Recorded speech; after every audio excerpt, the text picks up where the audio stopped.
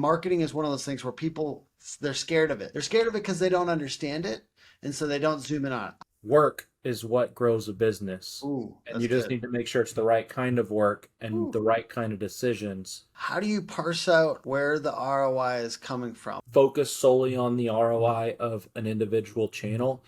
I don't think it's the marketer's job to get you an ROI. I think Hmm. it's the marketer's job to hit agreed upon KPIs. Hey, it's Tim Brown and Brad Akers. How you doing, Brad? Oh, I'm fantastic. How are you doing? I'm doing incredible. We are going to give you a no-nonsense conversation about tracking ROI and marketing specifically for roofing companies. And I'm going to hit you with the hard questions, Brad. But first, I want to hear about what you're doing in a minute or so.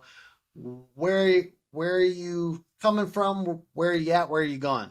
There we go. Okay, so coming from, I've been used to work in distribution, started a marketing agency, and brief time owned a roofing company, and was able to grow that marketing agency. Recently sold it about a month ago now. Always focusing on the roofing industry. Where I'm at is I'm working on building a coaching program, kind of working with people on looking at their processes and creating process driven strategies that compound. So the idea that I really want to get in their head is let's get results on previous results and Yep. really maximize everything that we're doing when from the first appointment to the closed deal. Where am I going? Well, I want to grow that. I want to build some serious momentum for a lot of people. And I really just want to change the way that they're thinking about growing their business. Yep. It doesn't mean that I think that there's a lot of noise right now. I've always loved you being a no nonsense person, kind of just saying it how it is. But at the end of the day, like, I want people to understand that you don't have to go put yourself in a box. You don't have to follow everyone else's path. Mm. Work is what grows a business. Ooh, And that's you just good. need to make sure it's the right kind of work and Ooh. the right kind of decisions. And if you can get that, you're good. But some of the sexier stuff also slips through your fingers over and over Oh, and over yeah, again. yeah, yeah. It's a little distracting sometimes the amount of consultants, let's be real in this industry and the amount of like big opinions and people with these big loud opinions that tell everyone else they're wrong and stuff like that. And then you see all these companies like 50% of these companies haven't been on Facebook. You know what I mean? Like they're running big, beautiful, profitable companies. So just note that like trust yourself. You have more context on your situation than anyone else. And that being said, an occasional time where we talk to a solid when you need help, when you need specific things, and marketing is one of those things where people they're scared of it. They're scared of it because they don't understand it, and so they don't zoom in on it. I have been that way with accounting. I am changing my ways. I am studying. I'm studying that because I don't believe a actual legit business where I'm going is going to be I don't want to learn accounting.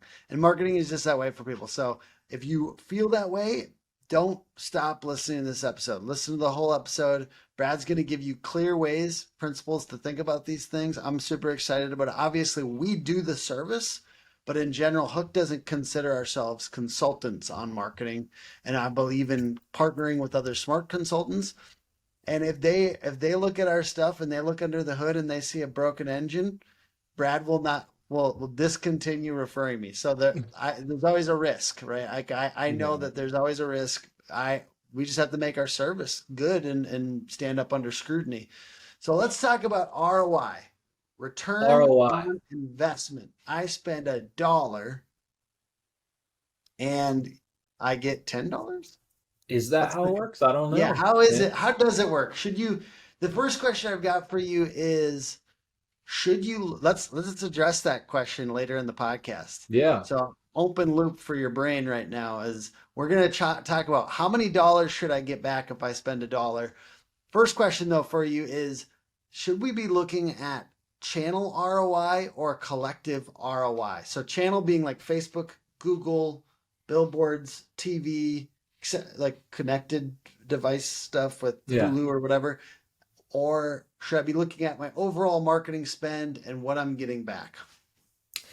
So The answer is a little nuanced in my opinion. But overall, like if I just had to say one thing right now, it would be look at the collective ROI. With that being said, what you want to make sure of is that nothing is hurting your ability to generate Mm, an ROI. yeah. So if you have a channel that is just not doing what it's supposed to do, then of course it's probably Yeah. time to drop it. But the way I Mhm. really consider is like you need to like say you're running Google ads, it's really important to know that you're within a KPI and to Mhm. understand what KPIs, key performance Yeah. indicators, you should be looking for and tracking. I think one of the issues is people don't track the right KPIs, but Mm. for Google Ads, it's relatively simple. The numbers I say, and Tim, you have a ton of Google Ads accounts, so you can disagree if you want, but the numbers in my mind is like the average conversion on Google Ad should be maybe around $150. 60% of conversions will turn into appointments. Ours is 103 right now. So hey, sign up for Tim right now. We're doing 60, very well, but I that's mean, like, amazing. we're trying, That's pretty good. amazing, guys, for real. Thank So you. 60% or so of conversions will be appointments. So I've tracked Yeah. the crap out of that. You're not getting appointment for every lead that comes in, like at all. In Hmm. fact, less than people usually think. So average, and I'm using conservative numbers. Rather like if I used 103, if I used 80%, it would be We on better. the way in we say 150 normally, like, because I Yeah, I don't want, figured. depending on market, we don't want to set that crazy precedent. It's just I'm proud of that number, but It's in a number general, to like be proud of. 150 is good. Like if you're doing Yeah. 150 and they're, that's good. And I have no skin in that game anymore. I will tell you directly, 103 is amazing. I've hit that number in my old marketing agency with some accounts, but if I looked at the global Yeah. accounts, it ended up always being Hey, right you around know that. what's a good note here too, just like a side note, is there is a good chunk of companies in our portfolio that have very solid brands and are doing other marketing. What we also need to do is we need to understand how much of those conversions are brand conversions, because if somebody says a billboard, they're not always typing in the URL, right? So that is one of those things where you can ask for your marketing company, how many of these conversions are branded versus not branded. We ultimately think that those are really important ones to look at too. And there's just like at least like 3 to 5 companies in there that are cranking on brand billboards. There's some TV in there. There's, like one of our clients is Monarch, so they're Yeah. like, obviously Oh. like just going nuts. Mm-hmm. Ethan Andes is incredible with his brand. Like, so there's a lot of people pushing brand really, really hard, and then And I that love it. obviously lowers the cost on ads.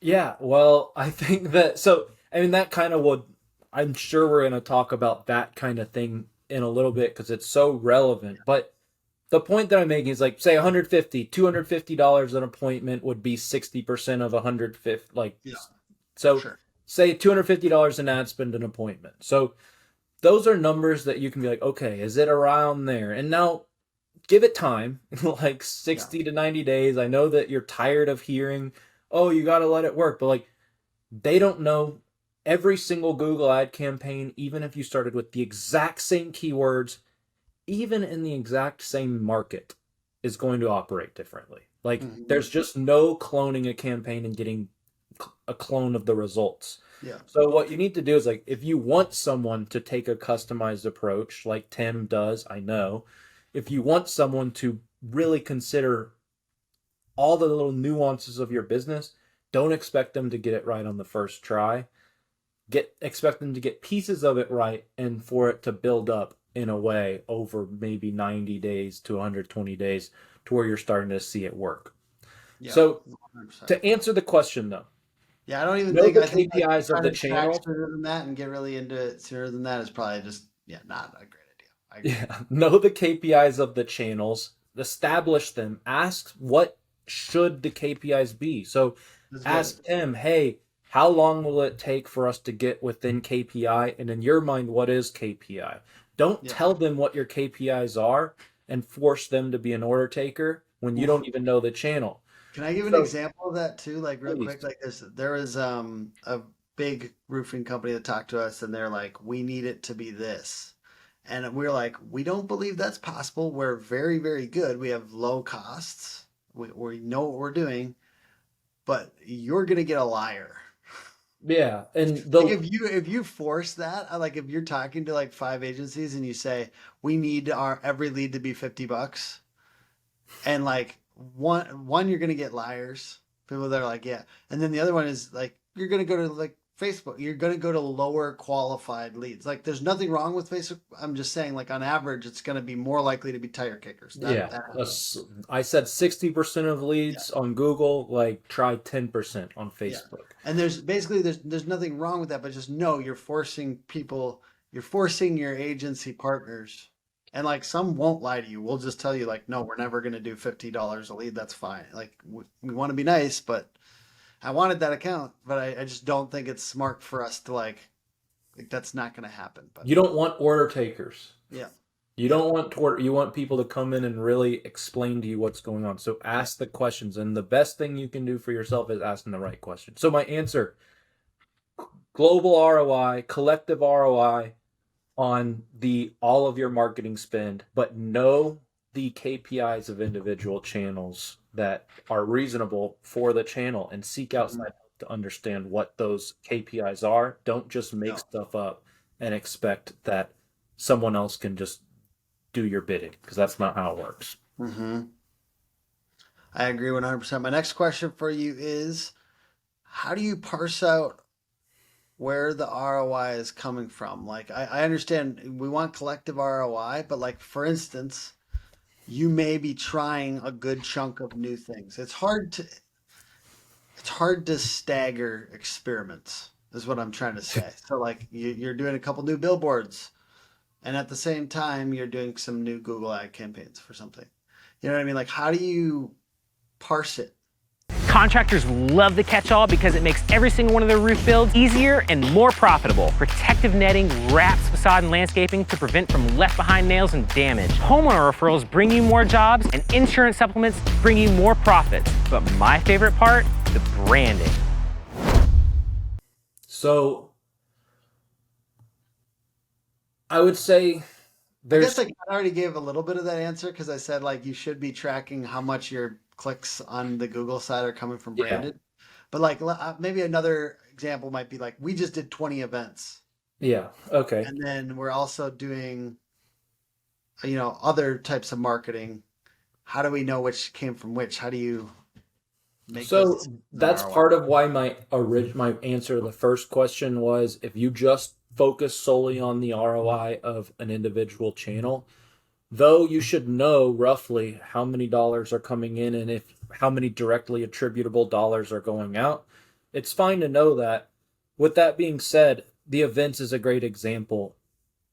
Say you went to 20 events. I don't know. I mean, I'd imagine that costs potentially 100,000, somewhere in that Well, ballpark. we're very scrappy, so not 60, like 50. well like 10 of those we did like almost in trade kind of Okay. type Yeah, things, which was probably $20,000 of our time, but not money. So sure. Either way, it doesn't matter. a lot of 20,000 money. or 50,000 Let's or say it was 100. like 35,000. Okay, Yeah, so 35,000. Man, you're good. So 35,000. I think he knows accounting better than he says he does. Uh, making it up. 35,000.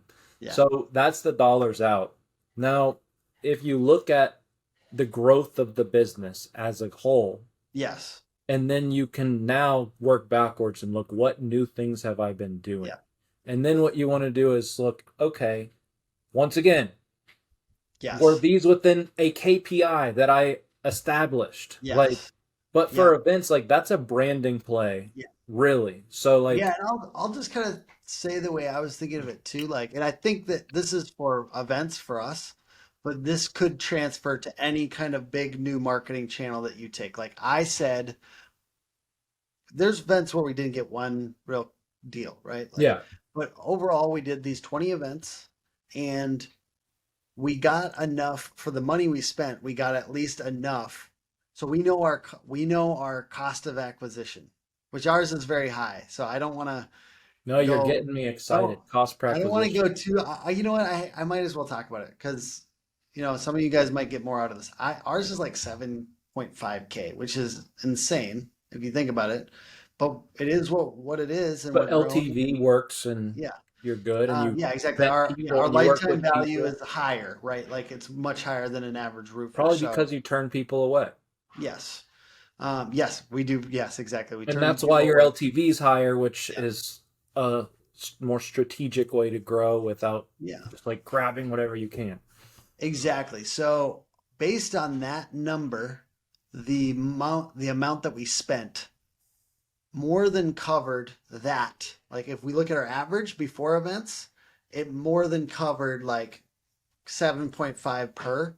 We at least got that many clients. Mm-hmm. You know what I mean? So as we spent at 7.5, however many times and I looked at it a little bit more on like clusters of events, but it more than covered like how many clients we got from it. And then what I would say as well is like, then it was all the relationships. And I think we can say that in two ways, like brand, like we're building a brand and that's good, but it's a little soft. And I know a lot of roofers have a hard time thinking about brands sometimes because I Yeah. think it feels soft. It's not. And it's the biggest thing, but it's like it feels long term. And I know a lot of people are new and it's really hard to think that way. So, other than that, think about relationships. And relationships do well because you've got, 15 referrals in the last couple of months and they have a higher close rate. So the relationship That's what I was side about to is ask. a little bit more of an obvious, like in addition to the cost per acquired customer or CAC or COA being 7.5K or less for all those events, we also got all this relationship and all this brand building. So those are the things that I think of. It's hard to quantify in the ROI equation. Well, yeah. I mean, so the way I would like one of my questions for you would be like trying to work backwards, individual data points you can look at that would kind of point towards what you're seeing. So one Yeah. is your close rate for the year higher than it was last year. If No, but no, I oh, also like our like bar keeps going up and up and up. exactly. So that would then my next question would be like, okay, that's not where I say this a lot, and then Michael Gogan, I think, said only sits deal in absolutes. I was like, I thought I was Yeah, the only one who yeah, said that. It's great. But I think it's such a funny thing to say, but it's true. Like, okay, an absolute would be like, oh, your closing rate didn't go up, then it didn't work. No. You look at, okay, inbound leads. Did you yeah, get more inbound yeah. leads than you have in the past? Absolutely, yes, By a significant increase? yes. Probably. Now, let's look at something maybe website traffic. Do you have more website traffic than you have had in the past? We have a little bit of complexity on that too. I Okay. like that we're doing real workshop here. Yeah. We just have been pursuing a lot more out of niche traffic Sure. previously, and we've got a lot more stringent with like Okay. only going after things for our ideal What customer on the about web. conversion rate on your website? It's still decent. Like ours is, yeah. I'll be real, like on my side, I don't think as much about conversion rate on average. Because you're more brand based. I think about a little bit more about overall, yeah, I just think about that overall leads number. You know what I mean? And that has been And higher. you have a they ask you answer kind of approach. So you have your Yeah. pricing on the That's what website, yeah, you have all that. So like there's a lot of like the point that I'm making is yeah. not that we need to figure out these metrics, but those are ways you could go look at, okay, Yeah. so In let's general, try to those are good understand the metrics. effect of my investment on my business. And Yeah. overall, did the effect of my investment on my business allow me to be more picky? Yeah. So your closing rate, you say it didn't go up. I would imagine that's nuanced as well because you're probably turning people away. Are those Yeah. people counted? You're also probably like kind of putting it on the table in a couple Right. Yeah, situations. no, Like, hey, we're very, very honest in our yeah, like, hey, this it's is what crazy. it is. It's crazy how many people we turn. I mean, it's crazy how many No, I like mean, like one I of these can only imagine. uh Town Fire Interactive or someone of those Yeah, people. Town Square. Wait, hey, don't say the real name. I was given the Oh, big oops. town fire because there's another Town one with fire. fire Yeah, in it. I Anyways, got it. but some of those like would probably just salivate over like the bucket of like deals that we're just like nope. And I really do like I talk to them and I try to be of service, but I know Brad would be even more of service to some folks that are in this position where it's like maybe I don't spend 150,000 on marketing yet. But here are the things that I can do. I can do local service ads. I can do maps and reviews. I can get video Hmm. testimonials. So I do sometimes like it's sad a little bit that we turn so much away, but I ultimately just know who we're for at the moment. But yeah, but I do. But on the other side with roofers, like when I'm talking to a roofer who's very, very picky, it's hard. It's hard being a marketing partner for a really picky roofer. So I It is. get how this is because like we're like there's a lawyer that called up, but they wanted an appointment at like 4:30 and they didn't want to do the appointment, like because they're it's end of day or something like that. Like those types of things, it's like it's hard to be the marketing partner on that a little bit. Well, they just need to understand. I mean, at the end of the day, I would say, and gonna be this is gonna be like maybe a something that stirs some people up. I don't think it's the marketer's job to get you an ROI. I think Mm, it's the marketer's job to hit agreed upon KPIs that are going to be lead indicators. I would say a lag indicator would be your ROI. Lead indicator, individual actions, lag indicator, outcome. If a marketer increases your traffic and does that, like they're supposed to work with you on all these things and they should be facilitators of an ROI. But they're not closing the deals, they're not setting the appointments and all of that. So like it's such a partnership and it needs to be treated that way more. And maybe what I'm saying is a little bit too much of a line in the sand, but I'm saying it almost to exaggerate yeah. because if you hire someone like Tim who has a US based team of I think 25, 26 people right now, 25 like plus now. Yeah. that's amazing and rare and unique.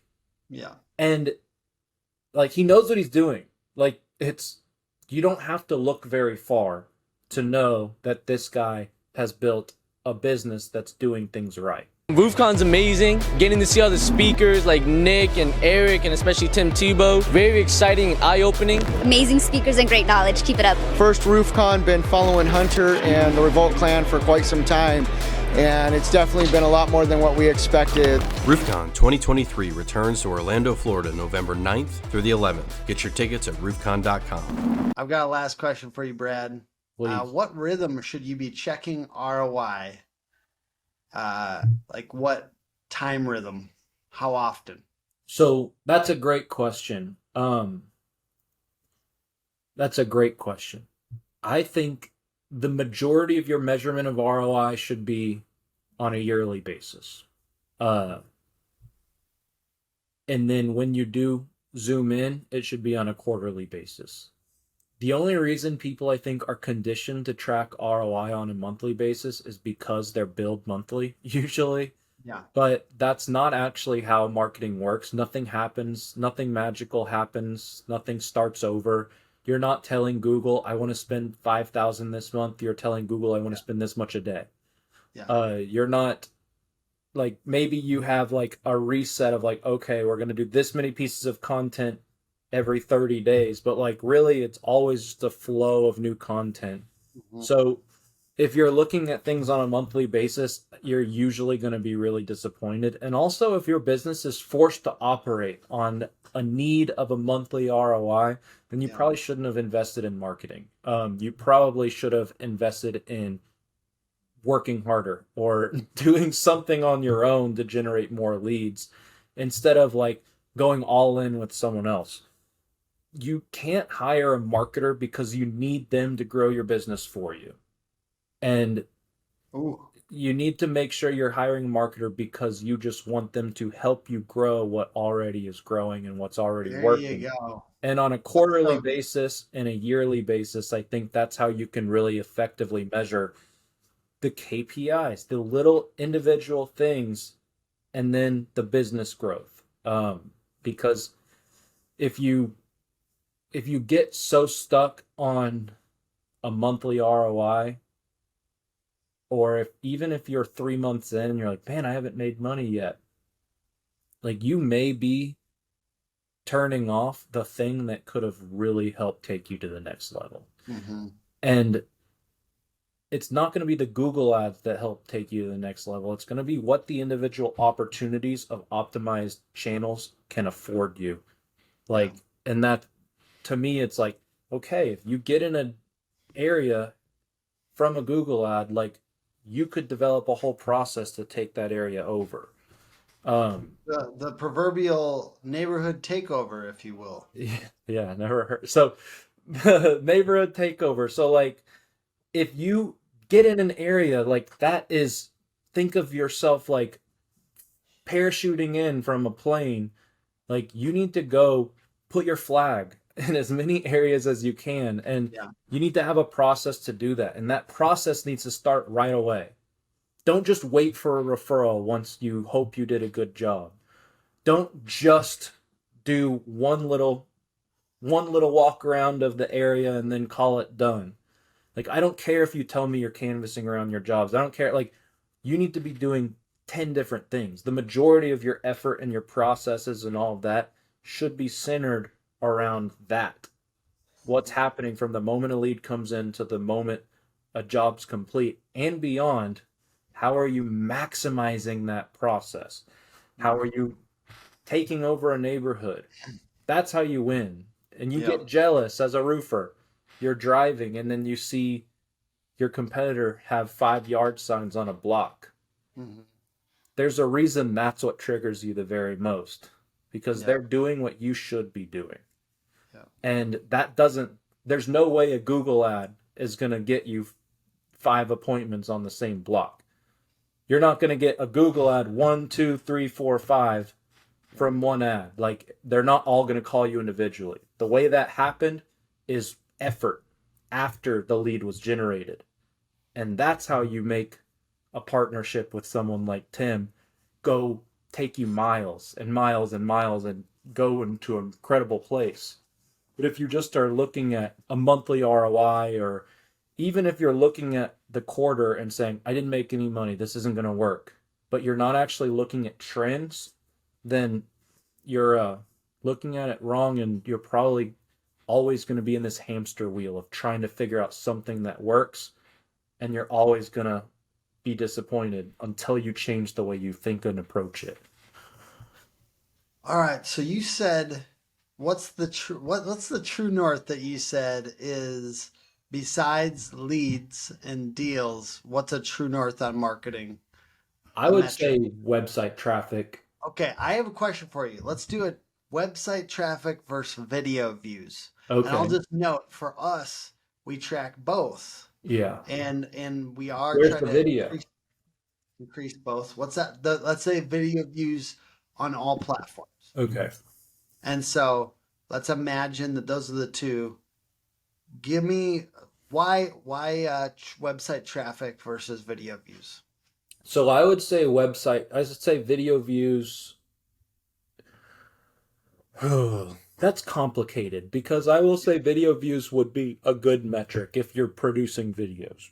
Yeah. Now, and most people aren't, so that's a good and if they are, the video views are going to be very, very inconsequential, because this is the thing. It's really hard to get people to watch stuff. You can make the most beautiful video in the world. I've seen people spend $15,000 on a video and it gets 14 views, like no joke, unless they promote it, and then it's still stupid amounts of money for us for a fancy turd, basically. Yeah. So I would say good views, like truly good views, are turning into website traffic generally.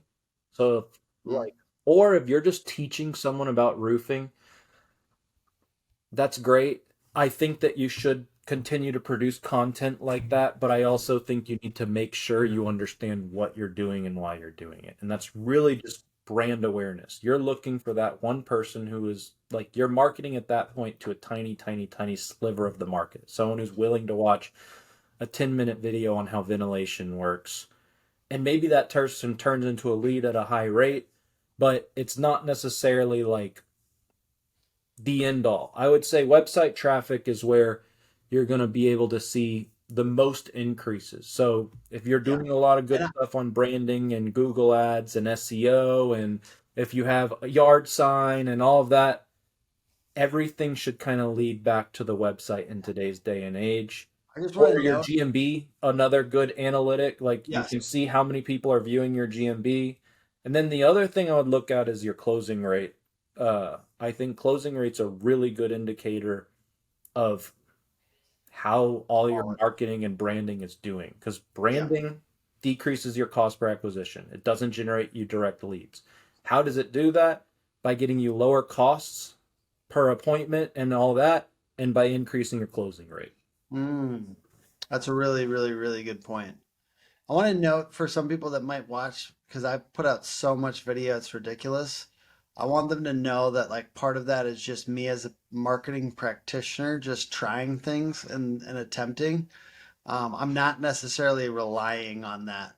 I We also do, have different business models, though. I think that's yeah, relevant. People I are think more so. likely to reach out to our personal profile on Facebook and Yeah, ask what's up. I sure. think that that's less likely to happen at a large scale for a roofing contractor. Sure, that's good. I think that's a good point. So, like on average, like last week, we got like maybe this isn't average, but we got 45,000 views across all platforms. Nothing was viral, by the way. It's like that's 45,000 workhorse views, okay? And like most of it's like kind of promotional, you know what I mean? Like you're not promotional, but either educational or I guess memes count because I do video memes. Um, but anyways, the The point meme is god. then if I took that, yeah, if I take that and extrapolate that out in a month, it's somewhere around $4,000 of free im- impressions. If I take like a cost per thousand impressions basis and call it like $15 or something like that. Like so, the 4,000 free dollars probably maybe really doesn't work out on the amount of time that I spend on it. Like it doesn't, but it's like the practitioner thing for me because I'm a marketer and I want to keep learning. So, and that's weird for me because so much of the things that I've done have been my effort and time, and the math doesn't usually work out, but the learning is what I'm also in it for the learning. You know what I mean? Like for me, the amount of time that I spend on stuff, um, yeah, I would imagine it gives you more opportunities in one yes, way or it the does. other. It gives you the Yes, ability to turn more people away. It gives you more yes, inbound leads and all of that, though they might not be directly attributed. So, like, it's okay if a lead sees your video on Facebook and then Googles you. yeah, Like, that's good. That means everything's working. That's why you can't just look at individual channels. Some people, I don't like, it's not me, but some women who are big into Instagram seem to be more likely to like seize a company and then look up their social media. Now, I mm, personally never do that, but some people yeah. do that. And then they might message you on social media. It kind of just Mm. depends on where they want to reach out. Yeah, and a lot of our guys, the ideal customer is a female. So, Yeah, of any course. other like nuts and bolts things like we track? So you can track obviously cost per lead in Google Ads. This is a tracking ROI and marketing topic, so I just want to cover all the things. Um, we are tracking conversions through CallRail a lot of times. We're using CallRail to Yeah. track the amount of leads that we've got. And one thing that we do that it's like there's some other companies that do it, but most don't, where we actually go through every single lead. We listen to every single call and we And mark. identify Yeah. whether it was a real lead or not. And then we track that. And then we also like to track it back to close deals with our clients. So That's that's how we something got that, the 60%. I just had yeah, my team do that yeah, for a year and then yeah. looked at everything that That's came back. perfect. That's awesome. I love that. And just kind of like letting people know that's something you could do, tracking, making sure every single lead is in a spreadsheet and saying whether there's closed deals or not. And then you can say for this quarter we got 170,000 or $350,000 of new business from Google Ads or SEO. there's generally work, and we're always trying to cut out the work as marketers. We're always trying to create more automations and stuff like that. But no matter what, there's hard, boring work, and somebody's got to be doing that. I'm talking to some I'm talking to some roofers. Well, marketers too. I think marketers aggressively try to take the work away from people and then just sell a pipe dream, and then Yeah. it doesn't actually create partnerships, and it messes it up for everyone, frankly. Yeah, because the more you like automating too much, sometimes it's not real. Right now, Usually. and like for the foreseeable future, there's just a little bit of human element. Good hard work actually does matter in digital marketing still. I'm talking to roofers tomorrow at an Atlas event in Denver, which I'm really excited about. Nice. And one thing, and this will be yesterday, so I hope the event went well. The one thing that I want to talk to them about is we need the why. Like, so the why. Do you believe in digital marketing? Do you believe in this? Do you believe in marketing? Are you asking me? No, I'm saying like the Yeah. audience, to the audience. Yeah. Do you believe in marketing? Mm-hmm. Because there's some people that don't, and I'm not ripping on you. There's certain situations where you don't need whatever, but roofing is definitely one where you do need it generally to grow. So, past a certain point at least. So the Getting why. referrals is marketing too. So Oh yeah, there you go, and getting better at that. The who. So who is it you, or is it a marketing manager, right? Like the who is really important. So the why is really important. Do we really believe in this? Do we believe more? Do we believe we can add another $1 million in revenue this next year, or another $2 million in revenue this next year because we're aggressive on digital marketing? And if you don't believe it, you're never going to do the important heavy duty action. and don't just do a box to check. Yep, exactly. And a lot of people are checking that box. They're doing the lightest possible thing they can get away with, and then they're going to say, "Oh, I don't know why it didn't work." Mhm. So don't be that guy. Be the heavy duty. I believe in this so much. I'm going to extrapolate as much resources as I possibly can, whether it be time and effort or money or both. Ideally, both. I say follow money with effort. Then the who, the person, the marketing manager, or Yeah. me, the owner, and then lastly, when. Like a lot of people are not scheduling these activities or these things. Like they don't have somebody. Like Hook has everything. Like we've got our deliverables every single month that they're getting. They get it in a Google Drive folder. That's the transparency, and they can look at everything that we did. The when for an internal person would be Friday. I am doing from 9 a.m. to 12. I am recording these videos. Mm-hmm. Like there needs to be times, a weekly rhythm for deliverables, and I would say Exactly. it's not enough right now. Most of you guys, No. like the one post every 2 weeks is not going to cut it. So like I think a lot of people they just need to go hard. First, we need the why, and it needs to be heavy duty and serious, and like more extreme than you realize. If Probably. you're gonna try something, try it. Yeah, exactly. And so I just wanted to kind of cover those things because I'm excited to talk about those with roofers yesterday. Yeah. No, I think that's going to be a really powerful topic because I mean, Yeah. it's at the end of the day, man. I mean, it's a matter of like, I love what you said just now, and I think it's like almost kind of encompasses everything that we've talked about in a way. As you said, follow money with effort. Yeah. And if you're going to invest in marketing, then you need to make sure that there's no doubt in the world, in your own mind. It's more important. It doesn't need to be Tim's mind. It doesn't need to be my mind. It doesn't need to be your employee's mind, though they're probably more important than us in this aspect. No doubt in your mind that you did everything you could to make it work and to maximize every dollar that you invested. And if you can know that that happened, or that someone on your team did it at your direction and you pushed them and you held them accountable, or whoever it is, if you know that without a doubt, that's when you can really make a true judgment on your ROI.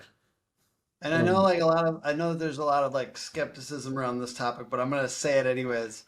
If you got a COVID test a couple years ago on Christmas, and you only switched it around once, and it said to switch it around 10 times, and you only put it in for 1 second, and you said, "Oh, it's negative."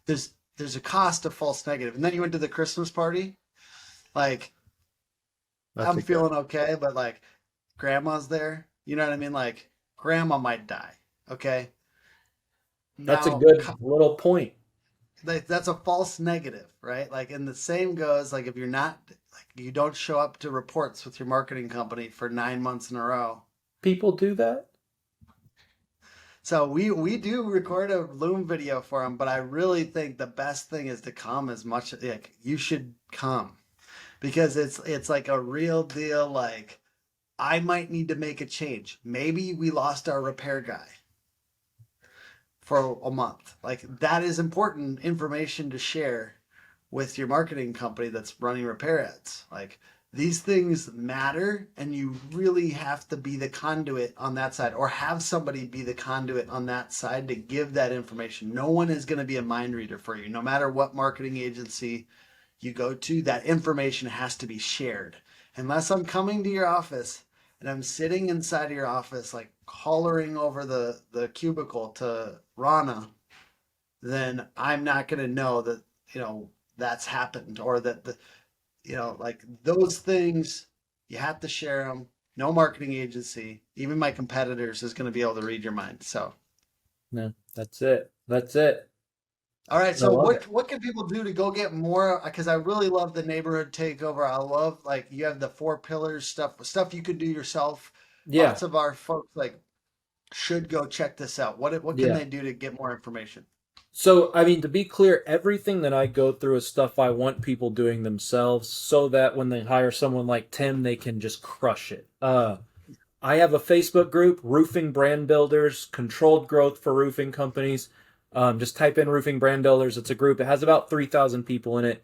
I do a weekly training in there. I post in there almost daily, just little things kind of to talk about how to grow your roofing business, how to think about growing your roofing business, and things that you can do. And my goal is it always is actionable. So I want it to be things that the right people can watch and then make moves to go tell me how it is. One of my favorites, someone told me they closed 3 deals in a day one time after watching one of my videos using like sales tactics. So like little stuff like that, but I want you to be able to take it and get going. So that's all in the Roofing Brand Builders Facebook group.